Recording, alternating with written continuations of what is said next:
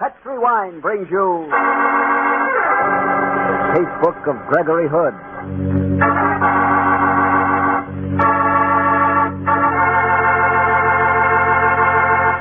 Tonight, the Petri family, the family that took time to bring you good wine, invite you to listen to the story of the 3 Silver Pesos. Another exciting story from the Casebook of Gregory Hood. And I'd like to invite you to try something that will turn those impatient minutes you spend waiting for dinner to be served into a time you really look forward to. You can do that by pouring yourself a glass of Petri California Sherry. Yes, sir, just sit back and enjoy that Petri Sherry. Good, it's great. Just hold that glass of Petri Sherry to the light and notice the beautiful deep amber color, clear as crystal. Get the aroma of this fine wine. It has all the fragrance of the luscious, sun-ripened grapes from which it's made. But wait till you taste that Petri Sherry. Then I can stop talking because you'll know for yourself how good it is. Oh, and say, if you like your sherry dry, not sweet, Petri makes a delicious dry sherry, Petri Pale Dry. If you don't know which you prefer, the regular sherry or the pale dry, why not try them both? Don't buy one, buy 2. But just be sure you always buy Petri.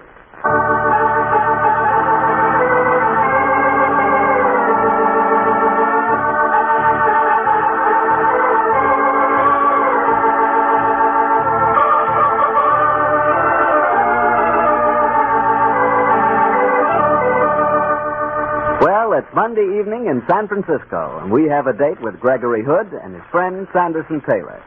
Our rendezvous tonight is at Gregory's apartment, high on Nob Hill and overlooking the San Francisco Bay. Let's keep our date, shall we?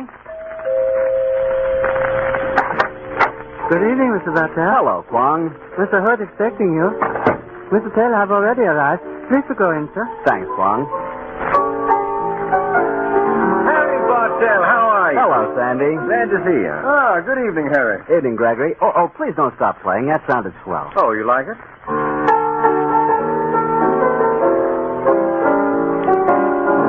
This is our first appearance on the radio. I thought I'd whip up a little number in honor of the occasion. Oh?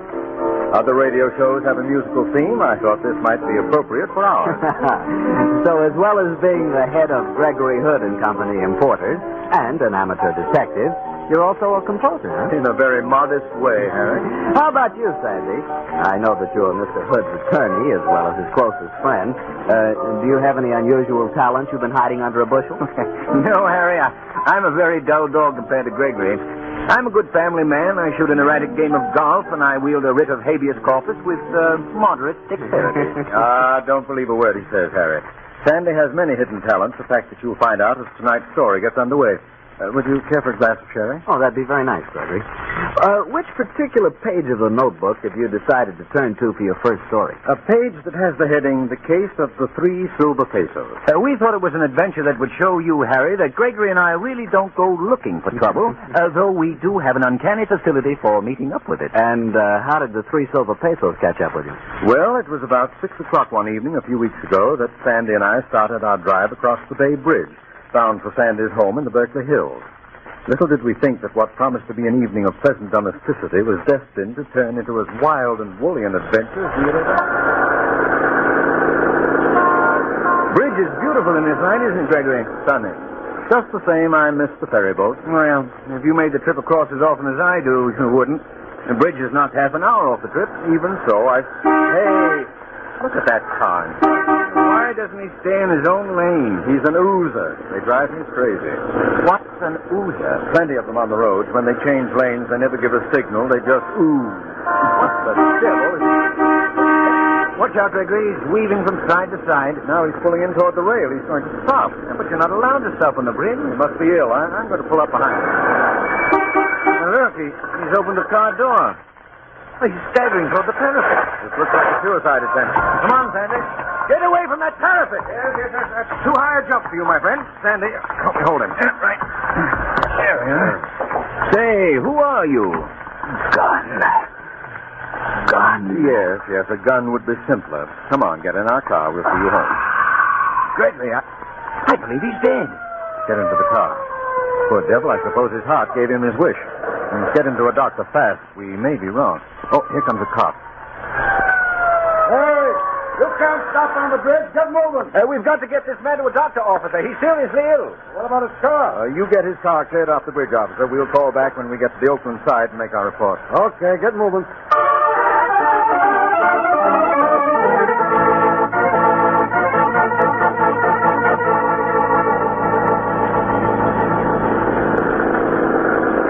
He is dead, Gregory. I'm sure of it. Did you find any identification on him? According to his wallet, his name is Harrison Travers, and he's from Los Angeles. Anything in his pocket? Package of Chesterfield's, room key from the Hotel Barton. No, that's one of those flea dumps on Turk Street. Huh. What else? 3 silver pillows. What is it? A small glass vial. It's empty. Gregory. Smell it. Good Lord, cyanide. Do you suppose he swallowed it as he stepped out of the car? Could be. As soon as we get across the bridge, we'll stop at the nearest doctor's and find out.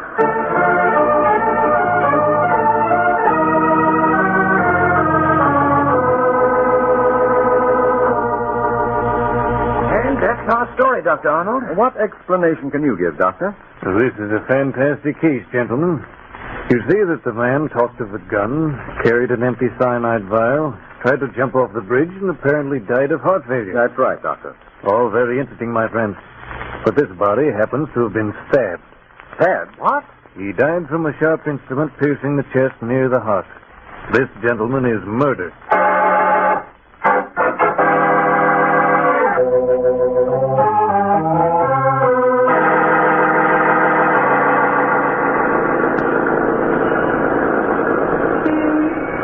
Back we head for the bridge to San Francisco with a corpse as a passenger.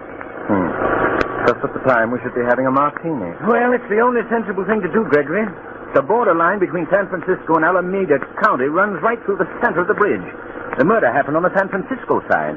So we hand a nice new corpse over to Lieutenant Magruder of Homicide, who hates me and probably won't believe a word we say. Well, we can't take any chances, Gregory. We're mixed up in a murder case. True.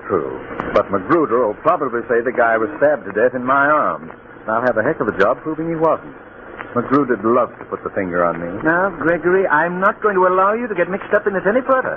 But I am in it, Sandy, up to my chin. I've got to follow through to clear myself. But Dr. Arnold made that stabbing business perfectly clear, Gregory. A man with such a wound might easily think it a mere scratch and walk around for an hour before he drops dead.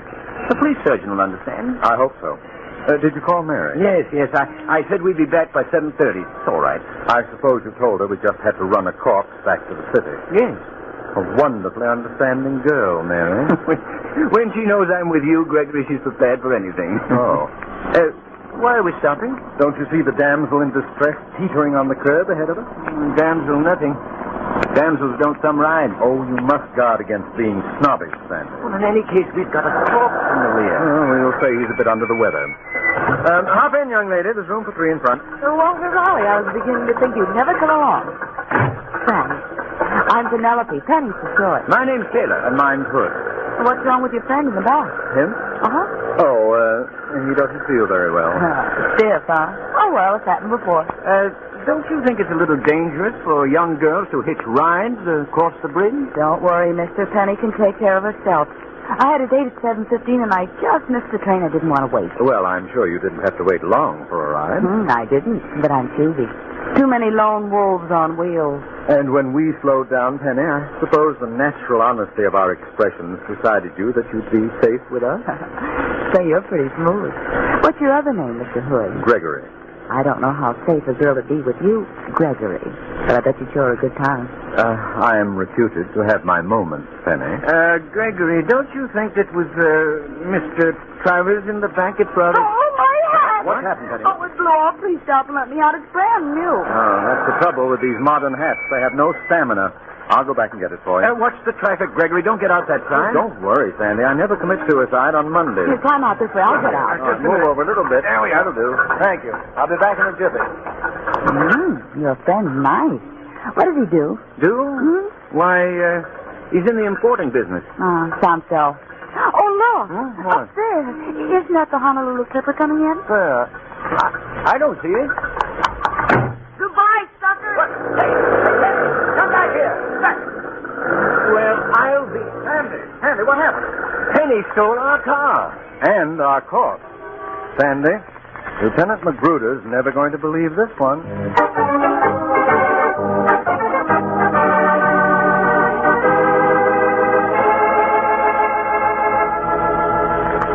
And that's our story, Lieutenant Magruder. And you're expecting me to believe it, I suppose. What did I tell you, Sandy? Listen, Mr. Hood, you're in the importing business. I keep my nose out of that kind of stuff. Why do you mix yourself up with a homicide case? I didn't, Magruder. It mixed itself up with me. Yeah, don't give me that. You think you're a hot-shot detective. You're the smart boy who's always trying to show us up as a bunch of flatfoots. Don't waste my time. Magruder, the San Francisco police force is one of the finest in the country. Why do you have to spoil the record? What do I have to do to make you realize there's been a murder? Show me a murdered man. But we had him. His corpse was in the stolen car. Sure. And before he was stiff, you thought he was going to jump off the bridge. Then he had a heart attack. Then he was going to shoot himself. Then that he's poisoned himself. And finally, a doctor told you he'd been knifed. Yeah, to cap it all off, a blonde babe steals your car and your car. Who are you trying to kid? Well, I admit that it sounds unlikely, but it's true, Magruder.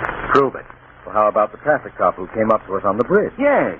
He drove the dead man's car way ahead of us. He must have turned in a report. Must he now? Well, I've checked the records, and there hasn't been a traffic report from the Bay Bridge since 4 o'clock. Now, what do you say, Mr. Hood? That I'll prove it to you. Come on, Sandy. Come back on Saturday, Mr. Hood. It's my day off. You see how much your law-abiding instincts do for us, Sandy? Magruder doesn't believe us. And see what your chivalrous instincts did for us. Your damsel in distress runs off with your car and the evidence. Now we've got to follow this thing through to prove to Magruder that we're not nuts. You better call Mary and tell her it'll have to be a midnight snack. Okay, Gregory, but I don't see where we go from here. Well, luckily, I kept these 3 objects that were in the dead man's pocket. They're the only clues we've got. A hotel key, an empty vial, and 3 silver pesos. Yeah. Let's take the key first. Hotel Barton, room 207. All right, Sandy, that's our first port of call.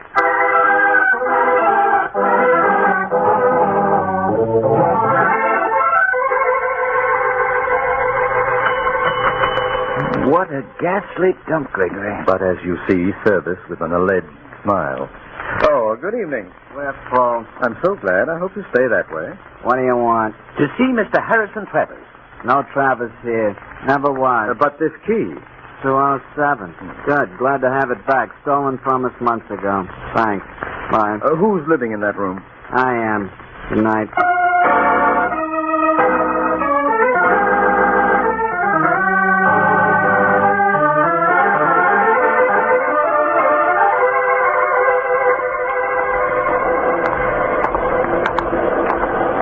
You know, Gregory, I'm beginning to think that Magruder was right.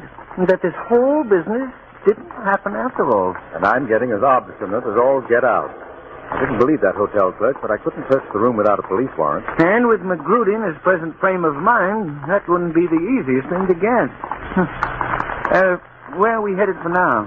The shop of my old friend Goldwasser. It's along here somewhere. Well, how can he help us? He's a coin dealer, the best in San Francisco. I want to ask him about these 3 silver pesos. Here's his shop. Hello, Henry. Gregory Hood, man. Dear boy, how good to see you. Hello, this is Mr. Sanderson Taylor. How do you do? Miss Goldwasser? Come, let's go into my room at the back. We can sit down and be comfortable there. How have you been, Heinrich? Fine, Gregory, fine. Oh, it's better for seeing you after this long time. So, sit down. This is a very special occasion. Perhaps you will join me in a little glass of port, my friend. Hey, wonderful idea. Heinrich, we're in something of a jam. I'm hoping you can help us. Oh? Oh, we shall see what we can do. Say, Gregory. Oh, thank Mr. you. Taylor? Thank you. Now, Gregory, tell me how I may help you. Heinrich, I want you to look at these silver pesos. Is there anything odd or rare about them? Or any way we could trace their ownership? None. Well, common enough coins, and yet I have many such duplicate coins here. I will check this for weight. I will put one of your coins on the scale, though. And on the other scale, I will put one of my duplicate coins. Ones are not the genuine, though. And what did you find? The coin I gave you is much lighter. It must be counterfeit. I do not think so. Let me look at it through my glass. Oh, very ingenious. What is it, Heinrich? This coin unscrews. The hollow section inside, though. There's a white powder inside. Dope. At last we know what we're up against. May I use your telephone, Heinrich? Of course, my friend. So we're mixed up with a dope ring, Gregory. No doubt about it, Sandy. Now perhaps I can make Magruder nibble a little humble pie.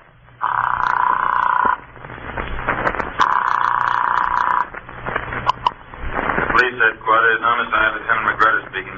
Magruder, this is Gregory Hood. It is, huh? Where are you? Goldwasser's coin shop on Market. I've got some news for you, Magruder. And I've got some for you. We found your car deserted on Turk Street. With a corpse in it? Sure. Good. Then now perhaps you believe the story. Only it wasn't the corpse you described. It was a nice, fresh corpse by the name of Penelope. Penny? Dead? Stay where you are, Hood. I'll be right over to arrest you on suspicion of murder.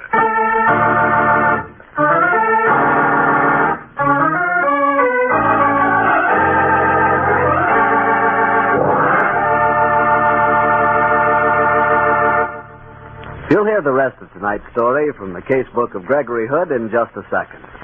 Time for me to mention that the only thing necessary to make a good dinner just perfect is to serve that good dinner with a good Petri dinner wine.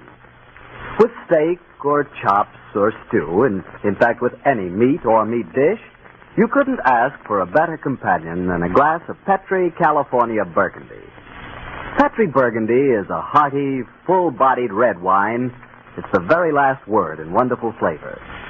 If you're having fish or chicken for dinner, then you'd love Petri California Sauterne. Petri Sauterne is a delicately flavored, subtle white wine that your whole family will enjoy. Get a bottle of both, Petri Burgundy and Petri Sauterne. It's bound to be good if it's Petri.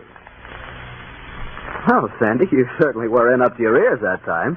I guess you were able to talk yourself out of it. With Magruder? No, Harry. The more eloquent Gregory became, the more suspicious it seemed to make Magruder.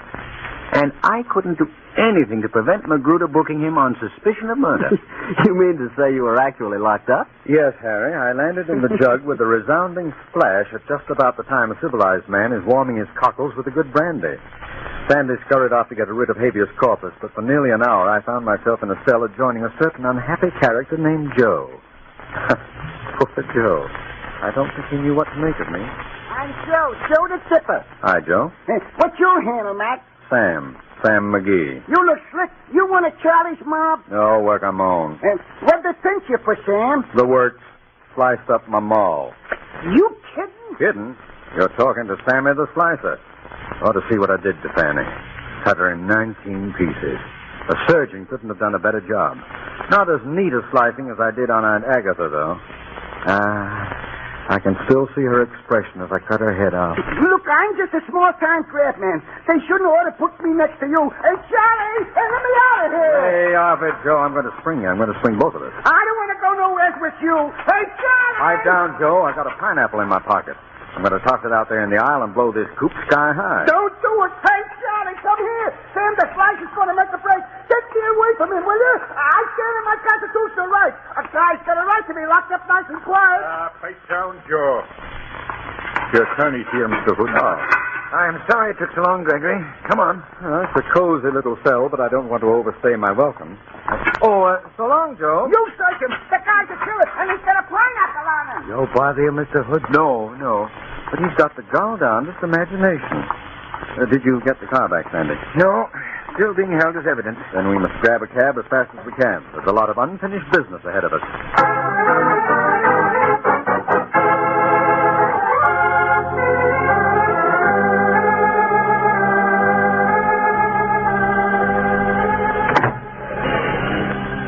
Where to, Mac? Fisherman's Wharf. Okay. Oh, why Fisherman's Wharf, Gregory? I just put in a call to Herb Kane at the San Francisco Chronicle. He tells me there's a film company shooting night location there. How does a film company tie in with our little headache? It's simple. I'm looking for an actor. Now, what's playing at the Geary Theater? A drawing room comedy. Yes, and there's a costume musical at the Curran. Correct. The stage show at the Golden Gate is a dance band and singers, no actors, so that's out. Therefore, a film company. Get it? Absolutely and unequivocally, no. Very well. Let's work the case out backwards. Oh, that'll be a great help. Why not sideways? Maybe my recent incarceration has made me a little stir-crazy. Tell me how you figured the thing out so far, Sandy. Well, Obviously, Travers, the man we found on the bridge, was mixed up with the dope gang and was probably killed in some internal quarrel. And exhibit number 2, the late Penelope, where did she fit in? Oh, I don't think that's a hard one. She was a member of the ring. They stationed her near the entrance to the bridge, knowing that a man of your notorious susceptibilities would be bound to pick her up. Oh, indeed. Oh, yes, indeed. And then she stole the corpse. The hotel clerk was bribed to deny the murdered man's existence.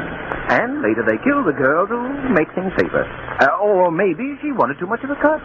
Sandy, you're excelling yourself. Elementary, my dear Gregory.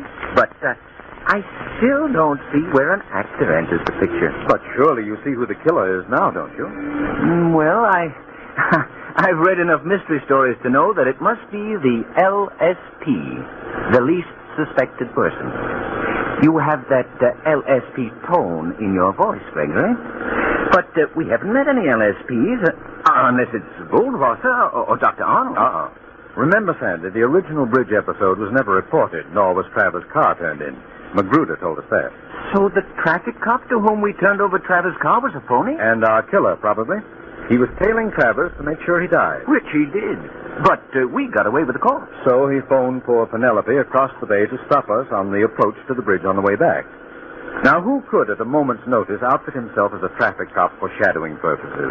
I get it, Gregory. An actor. Right. An actor having a uniform for such a role. Here you are, Max. Fisherman's wharf. Fine. Wait here for us, driver. We won't be a minute. Okay. Come on, Sandy.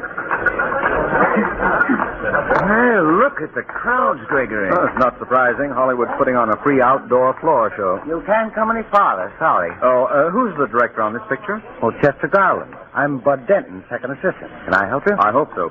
You have an actor in this production who's playing a traffic cop? Yeah, funny you should ask that. He's been missing all day. So's his motorcycle. And no answer from his hotel either. Do you happen to remember the name of his hotel? Yeah. Hotel Barton on Turk Street. And his name?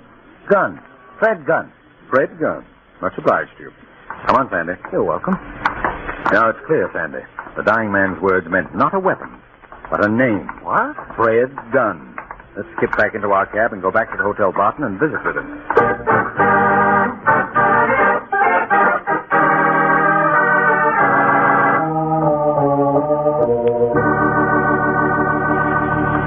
When I tell you there's no Fred Gunn been living here. And I tell you that he's still living in 207. Give us a pass key. Are you cops? No, but we're sending for them in a few minutes. You might as well keep yourself out of a bad mess. Here's the pass key. And don't tie me up in anything. I just did what I was told. And what were you told, my friend? To say that I was living in 207. I didn't see any harm in that. We don't ask too many questions here. Is Fred Gunn in his room now? Yeah, came in an hour ago with some drunken bum that couldn't stand up. They were plastered as hootie owls. Let's go, Sandy. Right.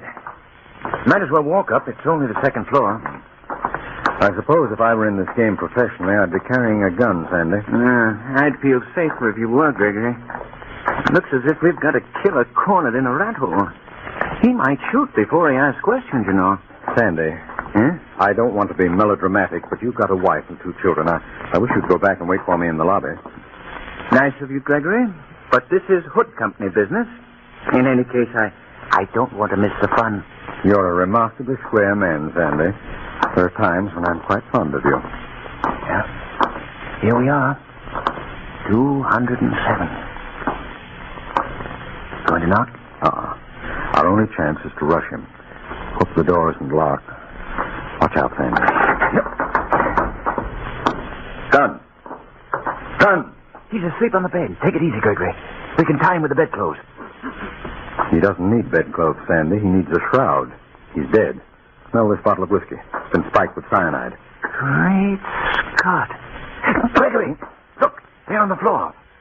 The now familiar corpse of Mr. Travers. How it does get around. Oh, we're in a serious jam now, Gregory. Knee-deep in corpses and not a single suspect left. We don't need one. I know who murdered Gunn, and oddly enough, he's in the room now. The killer? Where? In the closet? Closer than that, Sandy. Oh, now look, Gregory. If you're going to put the finger on me as the least suspected person, it's going too far. I won't stand for it. No, Sandy. Mr. Travers lying on the floor is the latest killer. But you mean the corpse is the murderer? Sure. Remember the empty cyanide vial? Before Travers was killed himself, he'd poisoned Gunn's whiskey. Gunn figured he'd stay sober until he'd retrieved Travers' corpse. He brought it back here, started to figure out how he was going to dispose of it. Exactly. He decided to take a slug of whiskey to help his thinking machinery, and so he died. Murdered by his own victim. Oh, I see. And now I have a call to make. Elmwood 6, 4222. Calling Lieutenant Magruder? Sure. This is going to be fun. Magruder in homicide, please. After you're through, Gregory, I'll call Mary. We'll have one of her delicious rabbits, and you'll stay the night. It's a date. Magruder, this is Gregory Hood. Now, settle back in your chair and make yourself comfortable, because I've got a fairy story to tell you. Once upon a time, a couple of worthy citizens were driving across the Bay Bridge when the car in front of them started to wheeze. You'll never believe this, Magruder, but as they were...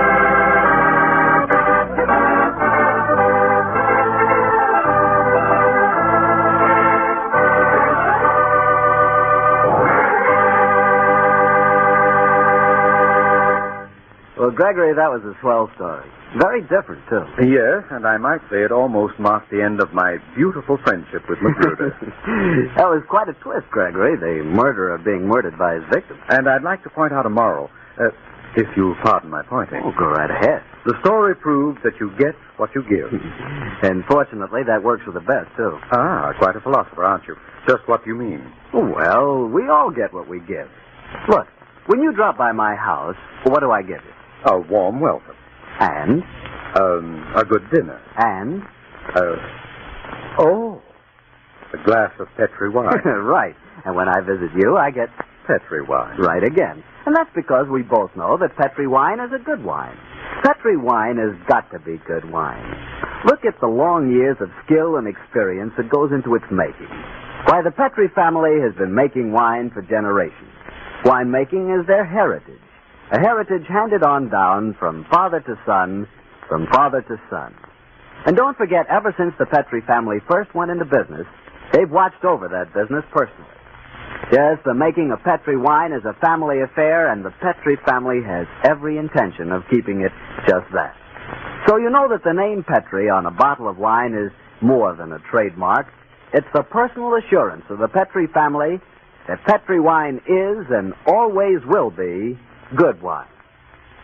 Well, Gregory, to what page of your casebook are you turning next Monday? Next Monday, Harry, I'm going to tell you an odd story that concerns a San Francisco cable car, a rather unusual brunette, and a blood-stained hatchet. I call it the Black Museum. See you next Monday, Harry.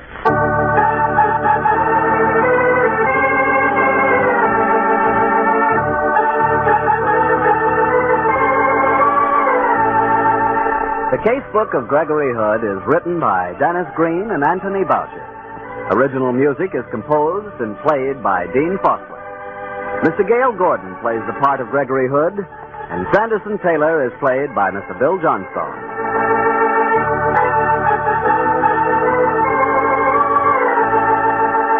The Petri Wine Company of San Francisco, California, invites you to tune in again next week, same time, same station.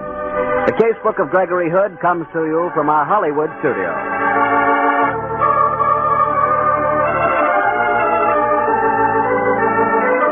This is Harry Bartell saying good night for the Petri family.